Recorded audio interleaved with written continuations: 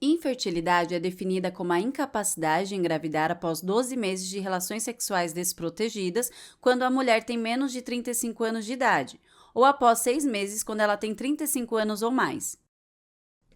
Ao avaliar um paciente com uma história que sugere infertilidade, o primeiro passo é obter anamnese e exame físico detalhados. Achados importantes na anamnese incluem relações sexuais regulares e desprotegidas por 6 a 12 meses sem resultar em uma gravidez, históricos de tratamento para a infertilidade, menstruação irregular, históricos de infecções sexualmente transmissíveis, como infecções cervicais, gonorreia ou clamídia, infecção pélvica, como doença inflamatória pélvica, DIP, galactorreia e hirsutismo. Além disso, ao fazer a anamnese, considere histórico anterior de gravidez, método contraceptivo, presença de disfunção sexual, histórico familiar de malformações congênitas, atraso no desenvolvimento, menopausa precoce, uso de substâncias, incluindo tabaco e álcool, e exposição ocupacional a riscos ambientais. Você também deve perguntar sobre informações importantes, como histórico cirúrgico, com foco em cirurgias anteriores envolvendo a pelve, doenças graves ou hospitalizações anteriores e medicamentos atuais, incluindo suplementos. Relações sexuais programadas significam ter relações sexuais desprotegidas durante o período mais fértil do ciclo menstrual, ou janela fértil. Isso ocorre entre o terceiro e o quinto dias anteriores à ovulação. Portanto, se sua paciente tem um ciclo de 28 dias, você pode prever que ela ovula no dia 14, assim calcular sua janela fértil como dias 10 a 14, sendo o dia 1 de seu ciclo o primeiro dia da menstruação. Se você encontrar algum dos achados na história, deve suspeitar de infertilidade e verificar se sua paciente atende aos critérios para infertilidade. Agora, se sua paciente tiver menos de 35 anos e não engravidar após 12 meses de relações sexuais regulares, programadas e desprotegidas, ou se ela tiver 35 anos ou mais e não engravidar após 6 meses, você pode diagnosticar infertilidade. O próximo passo é realizar uma avaliação básica de infertilidade. Dito isso, se sua paciente não se enquadrar nesses critérios, mas tiver pelo menos um fator identificável de infertilidade, ela ainda se qualifica para exames básicos de infertilidade. O primeiro fator de infertilidade é a idade igual ou superior a 40 anos. Isso é importante porque a quantidade e qualidade dos oócitos declinam com o tempo. Outro fator é a oligomenorreia, que é a menstruação pouco frequente, ou amenorreia, que significa a ausência de menstruação por 3 meses em indivíduos com ciclos previamente regulares ou 6 meses em aqueles com ciclos anteriormente irregulares. Doença uterina, tubária ou peritoneal conhecida ou suspeita também pode estar presente devido a infecções anteriores, como a doença inflamatória pélvica ou cirurgias anteriores envolvendo a pelve.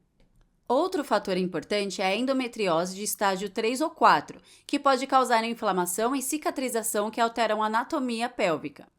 Por fim, pode haver infertilidade masculina conhecida ou suspeita.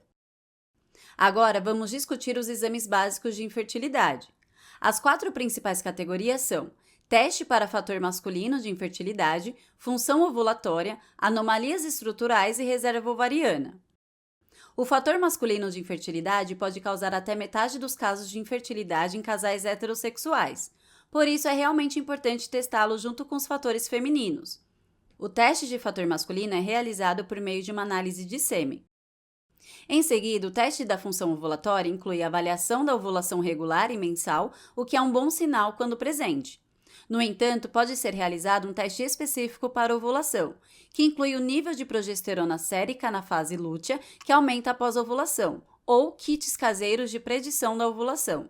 Esses kits testam a urina em busca de um pico no hormônio luteinizante, ou LH, que ocorre cerca de 24 horas antes da ovulação. Em seguida, anomalias estruturais, também conhecidas como fatores tubários ou uterinos, incluem obstrução tubária, adesões peritubárias, pólipos endometriais, mioma submucoso, que pode distorcer a cavidade endometrial, e sinéquias uterinas, como aderências. Os testes podem incluir uma esterossalpingografia, que é feita por meio da injeção de corante radiopaco pelo colo do útero na cavidade uterina, enquanto se utiliza a fluoroscopia para determinar a permeabilidade tubária. Outro teste que você pode realizar é uma ultrassonografia transvaginal com ou sem imagem 3D. Isso é frequentemente mais disponível do que outras opções e pode avaliar miomas uterinos e algumas anomalias müllerianas. Os benefícios incluem a capacidade de avaliar também os anexos. As limitações incluem dificuldade em diferenciar miomas submucosos de pólipos endometriais. A esterosonografia é outra opção realizada pela injeção de solução salina pelo colo do útero na cavidade uterina, durante uma ultrassonografia transvaginal. A solução salina distende a cavidade endometrial e fornece contraste para avaliar o endométrio. Esta é uma ótima ferramenta para verificar fatores uterinos. Uma combinação de ar e salina também pode ser injetada, chamada de teste de bolha, no qual as bolhas são seguidas desde o corno até as trompas de falópio para avaliar a permeabilidade tubária.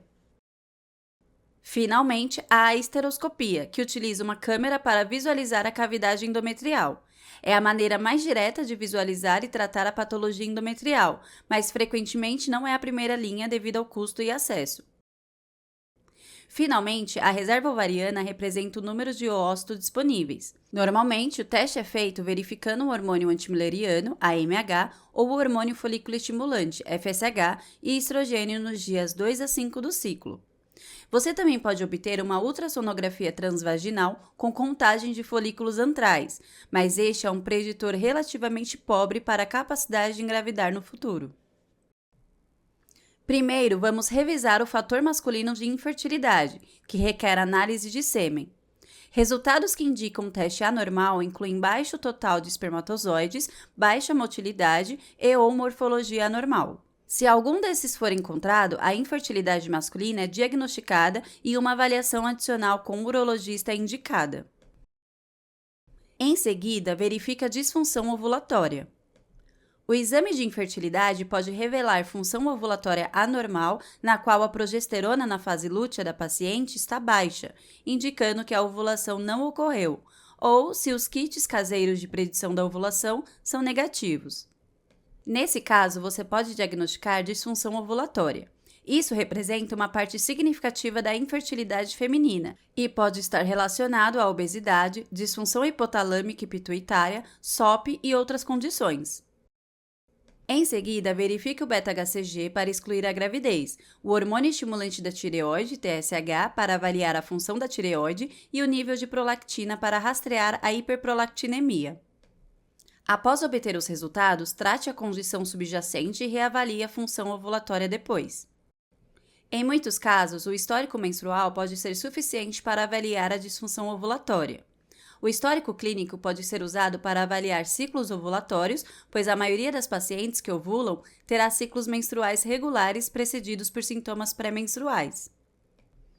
No entanto, lembre-se de que até 1/3 das pacientes com ciclos menstruais normais são anovulatórias.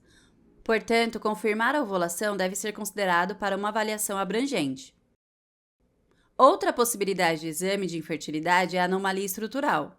É possível encontrar evidências de uma lesão na cavidade uterina, como um pólipo endometrial, mioma submucoso ou sinéquia uterina, durante a avaliação. Todas essas condições podem impactar a fertilidade ao afetar o endométrio, levando a problemas com a implantação. Se você encontrar alguma dessas condições, diagnostique uma anomalia estrutural. O tratamento é geralmente realizado com esteroscopia cirúrgica para remover a lesão. Agora, vamos falar sobre um achado importante, que é a reserva ovariana anormal. A interpretação dos testes de reserva ovariana não é tão clara quanto alguns dos outros testes. Se você encontrar hormônio antimülleriano baixo ou contagem de folículos antrais baixa ou FSH alto, diagnostique reserva ovariana anormal. O manejo é um pouco mais complexo, porque, embora esses exames indiquem uma resposta ruim à estimulação ovariana, eles não se correlacionam com as taxas de nascidos vivos. As recomendações incluem que a paciente continue tentando engravidar e busque uma avaliação adicional com um especialista em endocrinologia reprodutiva e infertilidade.